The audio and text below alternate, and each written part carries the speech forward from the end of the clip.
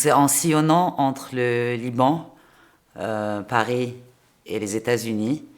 que cette question de, en fait, où pouvait se trouver le féminin dans sa forme la plus épanouie. C'est un peu de là qu'est parti le désir de faire féminitude et d'aller à la rencontre de femmes partout dans le monde pour essayer à la fois de comprendre quelles sont les différences d'un pays ou d'un continent à l'autre auxquelles les femmes sont sujettes, mais aussi les dénominateurs communs,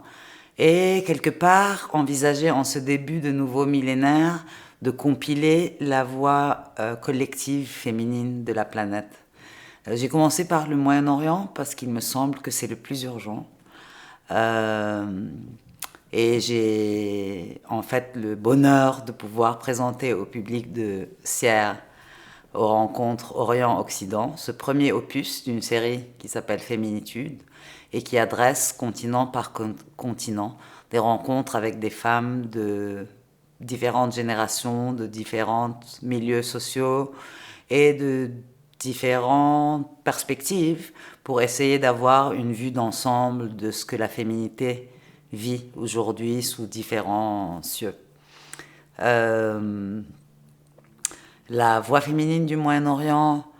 est en fait le premier montage que j'ai fait et que j'ai pu montrer à travers le monde en tournant dans les festivals, juste pour réaliser qu'en fait, que ce soit des spectatrices en Europe ou aux États-Unis ou au Canada, ont pu résonner avec ces questions que je croyais propres à la femme moyen-orientale et ont témoigné de cette résonance et de l'importance de mettre en avant cette sororité, je dirais, parce qu'on est un peu partout dans le monde à vivre dans des détails différents et c'est sous des couverts différents ce même état d'être femme dans un monde d'hommes, disons-le. Mais je veux dire aussi que c'est à la part féminine de l'homme que je m'adresse en faisant ces films. Peut-être qu'il nous est plus facile en tant que femmes de nous exprimer là-dessus parce qu'on est plus in touch avec ce féminin. Mais je pense que, en fait,